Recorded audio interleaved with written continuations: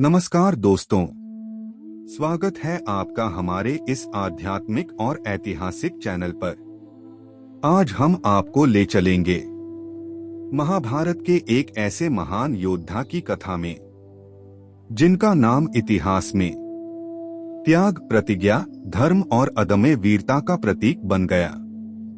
हम बात कर रहे हैं यदुवंशी वीर सात्यकी की।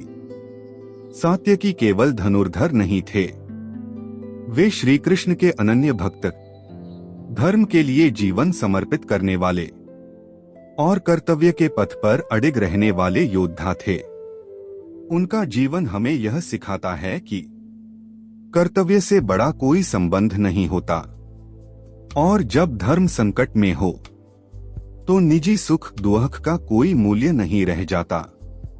आज की यह कथा सात्यकी के पूर्वजन्म से आरंभ होकर उनके शौर्य, संघर्ष, महाभारत युद्ध में उनके अद्वितीय पराक्रम और अंततः उनके निर्वाण तक की यात्रा को विस्तार से प्रस्तुत करेगी।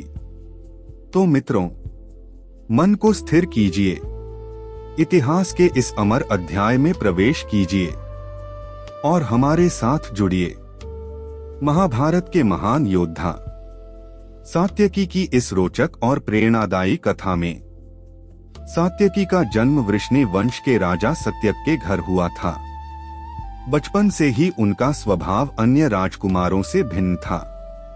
जहां अन्य यादव राजकुमार भोगविलास और उत्सवों में व्यस्त रहते थे, सात्यकी घंटों समुद्र के किनारे बैठकर अस्त्रों के संधान का अभ्यास करते थे। एक बार भगवान कृष्ण ने सात्यकी की एकाग्रता देखकर उनसे पूछा, युयुधान, तुम इतनी कठोर साधना क्यों कर रहे हो? सात्यकी ने उत्तर दिया, प्रभु, आप सूर्य हैं और मैं आपकी छाया बनना चाहता हूँ। सूर्य की रक्षा के लिए छाया को भी उतना ही बड़ा होना पड़ता है। यहीं से सात्यकी के कृष्ण अनुराग की शुरुआत हुई। सात्यकी ने जब सुना कि द्रोणाचार्य के प्रिय शिष्य अर्जुन ने महान धनुर्विद्या प्राप्त की है, तो वे अर्जुन के पास पहुँचे। अर्जुन ने उन्हें अपना शिष्य स्वीकार किया। सात्यकी ने अर्जुन से केवल बाण चलाना नहीं सीखा, बल्कि प्रत्यंचा की भाषा सीखी। अर्जुन ने उन्हें सिखाया कि कैसे शत्रु की सांस की आहट से उसके बाण की दिशा बदली जा सकती है। सात्यकी ने अर्जुन से ऐन्द्र अस्त्र और वरुण अस्त्र का वह गुप्त ज्ञान प्राप्त किया जो अर्जुन ने अपने पुत्रों को भी नहीं दिया था, क्योंकि वे सात्यकी के संयम पर भरोसा करते थे। जब शांतिदूत बनकर कृष्ण हस्तिनापुर गए तो सात्यकी उनके साथ थे। दुर्योधन ने जब कृष्ण को जंजीरों में जकड़ने का आदेश दिया तो पूरी सभा मौन थी। भीष्म और द्रोण सिर झुकाए बैठे थे। तभी सात्यकी ने अपनी तलवार म्यान से निकाली। उसकी चमक से धृतराष्ट्र की अंधेरी सभा दमक उठी।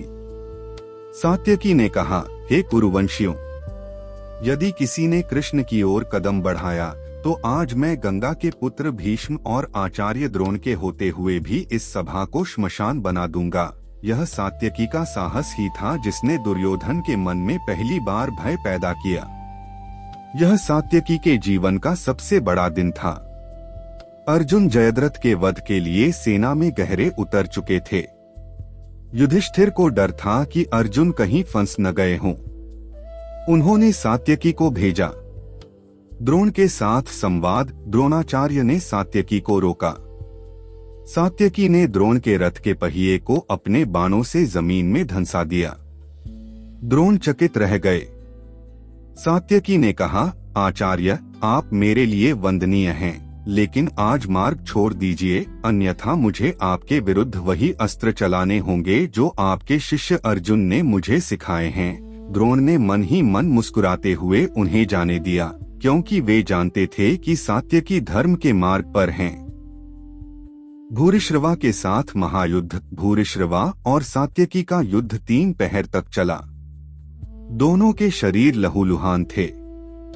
जब अर्जुन ने भूरिश्रवा का हाथ काटा तब सात्यकी ने उसका वध किया। उस रात सात्यकी को बहुत आत्मग्लानि हुई। वे कृष्ण के पास गए और पूछा, क्या मैंने अधर्म किया? कृष्ण ने कहा, सात्यकी, जब धर्म की रक्षा के लिए कोई योद्धा स्वयं को समर्पित कर देता है तो उसकी तलवार भी ईश्वर की इच्छा बन जाती है। तुमने जो किया वह नीति थी। कर्ण पर्व के दौरान सात्यकी का सामना कर्ण से हुआ। कर्ण को अपनी विजय का पूरा विश्वास था, लेकिन सात्यकी ने उस दिन ऐसी बाण वर्षा की कि कर्ण का विजय धनुष उनके हाथ से छूटते छूटते बचा। सात्यकी ने कर्ण के सारथी को मार दिया। कर्ण को दूसरे रथ पर सवार होकर भागना पड़ा। महाभारत के युद्ध में सात्यकी एकमात्र ऐसे योद्धा थे जो 18 दिनों तक बिना घायल हुए या बिना परास्त हुए युद्ध लड़ते रहे। उन्होंने दुशासन के कई भाइयों का वध किया और शकुनी के मायावी जाल को अपने सत्य के बाणों से छिन्न भिन्न कर दिया। युद्ध समाप्त हुआ। पांडव जीत गए। सात्यकी को हस्तिनापुर और द्वारका के बीच एक सेतु की तरह देखा जाने लगा। वे कृष्ण के मुख्य सलाहकार बने, लेकिन समय का चक्र घूम रहा था। गांधारी का श्राप और यादवों का मद। गांधारी ने कृष्ण को श्राप दिया था कि जैसे उसके पुत्र आपस में लड़कर मरे, वैसे ही कृष्ण का वंश भी नष्ट होगा। सात्यकी ने इसे रोकने की बहुत कोशिश की। वे द्वारका के युवाओं को समझाते रहे कि अहंकार और मदिरा नाश का कारण हैं, लेकिन किसी ने उनकी नहीं सुनी। प्रभास क्षेत्र का वह अंतिम दृश्य। एक शाम समुद्र के किनारे उत्सव चल रहा था। सात्यकी और कृतवर्मा, जो कौरव पक्ष से थे, के बीच बहस हुई। कृतवर्मा ने तंज कसा, तुमने निहत्थे भूरिश्रवा को मारकर कौन सी वीरता दिखाई। सात्यकी का धैर्य टूट गया। उन्होंने अपनी तलवार से कृतवर्मा का वध कर दिया। इसके बाद वहां उपस्थित सभी यादव आपस में लड़ने लगे। सात्यकी ने देखा कि उनका पूरा वंश नष्ट हो रहा है। उन्होंने भगवान कृष्ण की ओर देखा। कृष्ण मंद मंद मुस्कुरा रहे थे। सात्यकी समझ गए कि यह समय की पुकार है। वे लड़ते लड़ते वीरगति को प्राप्त हुए। सात्यकी के व्यक्तित्व के 5 अनछुए पहलू। तपस्वी योद्धा सात्यकी मांस और मदिरा से दूर रहते थे, युद्ध के अंतिम समय के भ्रम को छोड़कर। वे एक शाकाहारी और अनुशासित योद्धा थे। सत्य की रक्षा उनका नाम ही सत्य से प्रेरित था। उन्होंने कभी भी छल से युद्ध नहीं जीता, सिवाय उस स्थिति के जहां धर्म संकट में था। युधिष्ठिर का विश्वास। युधिष्ठिर अर्जुन से ज्यादा सात्यकी पर भरोसा करते थे कि वे कठिन समय में विचलित नहीं होंगे। अस्त्रों का भंडार। उनके पास नारायणास्त्र को रोकने की क्षमता थी, क्योंकि उन्होंने जल तत्व की साधना की थी। कृष्ण का मित्र सात्यकी कृष्ण के उन गिने चुने मित्रों में से थे जो कृष्ण को ईश्वर नहीं बल्कि अपना हृदय मानते थे। सात्यकी की कथा हमें सिखाती है कि इतिहास के महाकाव्यों में कई ऐसे सितारे होते हैं जिनकी रोशनी मुख्य नायक जैसे अर्जुन को चमकाने में खर्च हो जाती है। सात्यकी वह नींव का पत्थर थे जिसके बिना पांडवों की जीत संभव नहीं थी। वे निस्वार्थ भक्ति और अतुलनीय वीरता का संगम थे।